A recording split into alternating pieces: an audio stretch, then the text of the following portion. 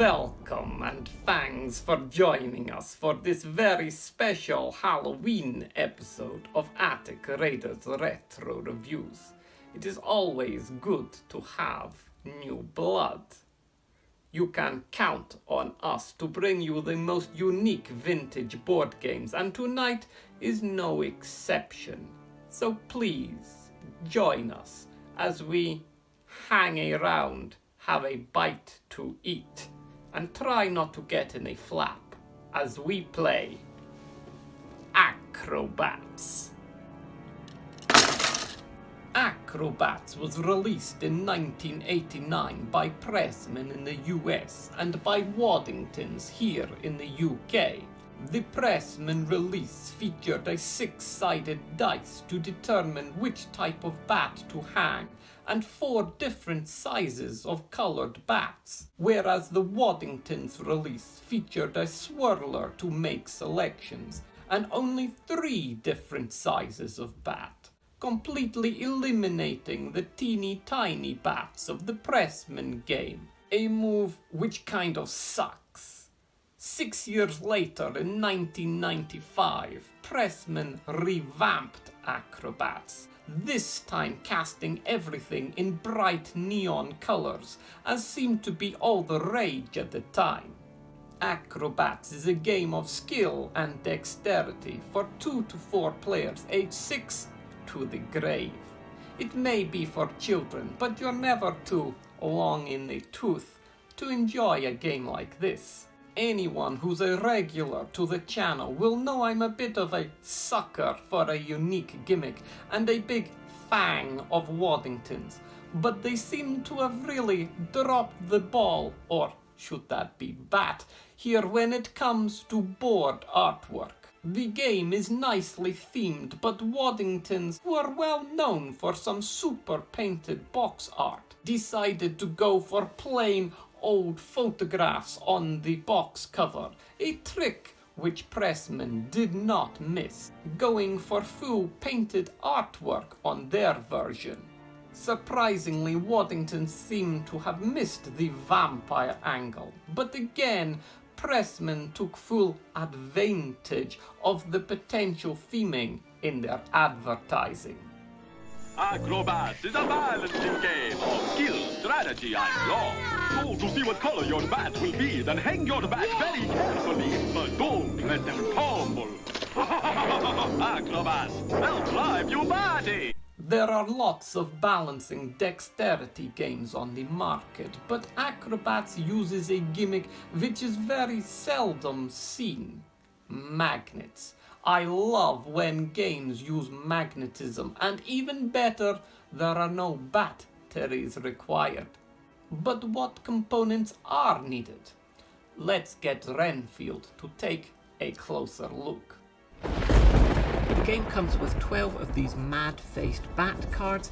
I've only actually got 11 of these rather than a 12, but it really doesn't make a difference. These just go to players when they lose a game and make all the bats fall down, as a way of marking how many times you've lost, so that when you've got 3 of these cards, you are out of the game. So they're not really strictly needed, so the fact that I've only got 11 doesn't matter that much.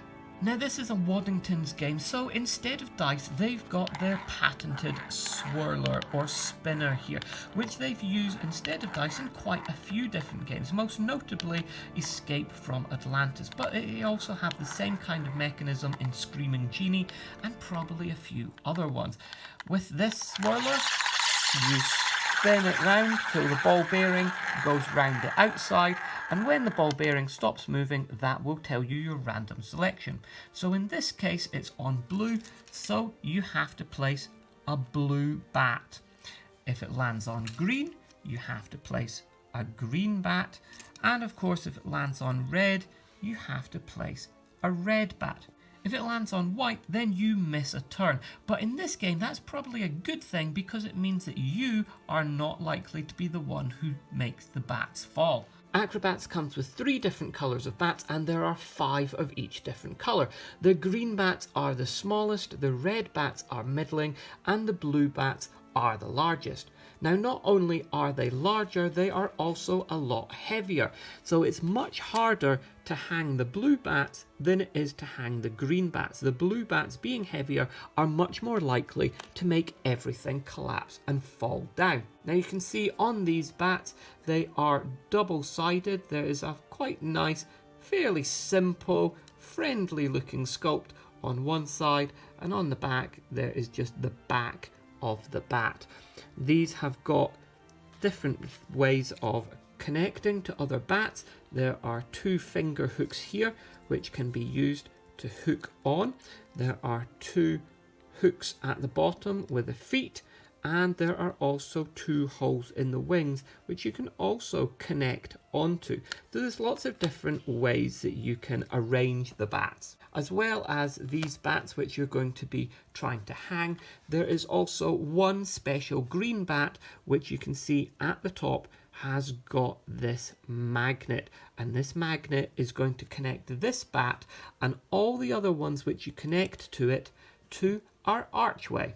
And our archway is made from 3 different pieces of plastic which connect together. Now these are really, really sturdy.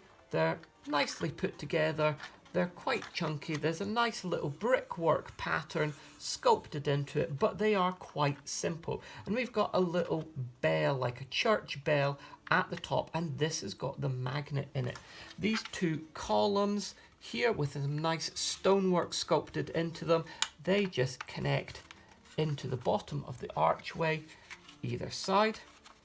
So that sits there like that, and that is a nice wide base so that that is nice and stable, and that is a good structure.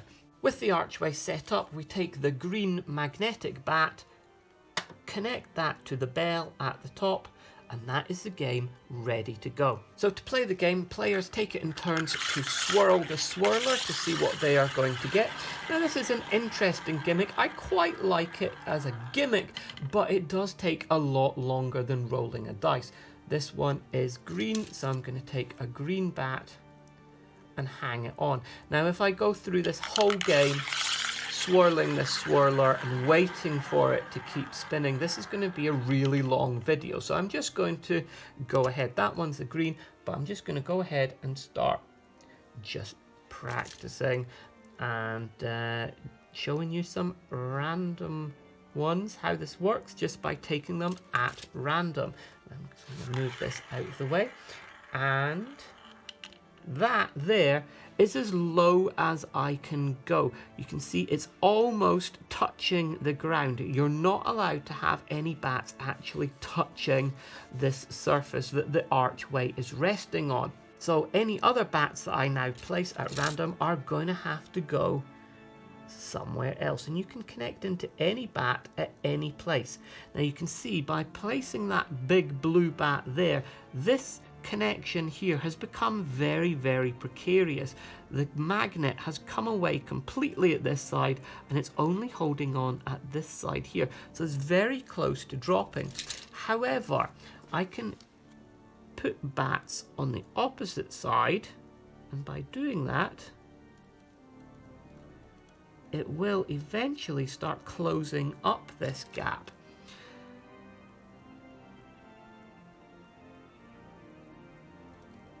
If I do it carefully enough, by putting more weight on that side, it will close it up. I don't want to hang anything else on this side because that's going to really fall. Let's see if I can do this. There we go. It's looking a bit more stable now. I'm just going to keep going, adding more bats to this fairly carefully, but I'm not taking a lot of time. And then you don't have to go this way up. Some of them can hang upside down if you want to.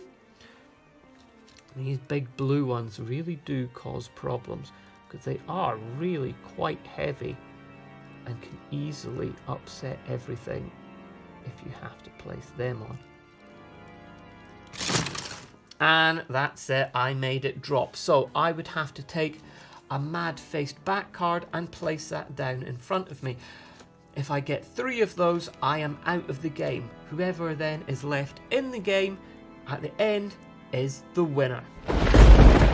In a stake no prisoners game, defeat can be a bitter pill to swallow. Best to just put on a grave face and try not to be driven batty. Acrobats is a very simple game that is quick to set up, and anyone of any age can sink their teeth into it. The components are well made, but of course the Waddington swirler can become a bit of a pain in the neck. An interesting gimmick if it's your first time coming across it, but one better replaced by the Pressman dice. The magnetic gimmick and the different sizes and weights of the bats work really well and give a nice unpredictability to the outcome of the game. And when the final bat is hung, the final nail in the coffin, so to speak, the collapsing bat stack really does give a great jump scare, perfect for the spooky season. I'm also a big fan of the fact that the top magnet will often partially disengage, increasing tension dramatically, but is able to be made stable once more with some tactical hanging. And one final thing which really gets my blood racing is that the box insert has been designed perfectly so that everything gets packed away beautifully. Acrobats is an uncomplicated game that does not take very long to play, but I'm going to stick my neck out and recommend that you get this one. You'll be glad that you did. Well, that's it for tonight, everybody. Have a fantastic Halloween, and we'll see you next time for more Acrobats Retro Reviews.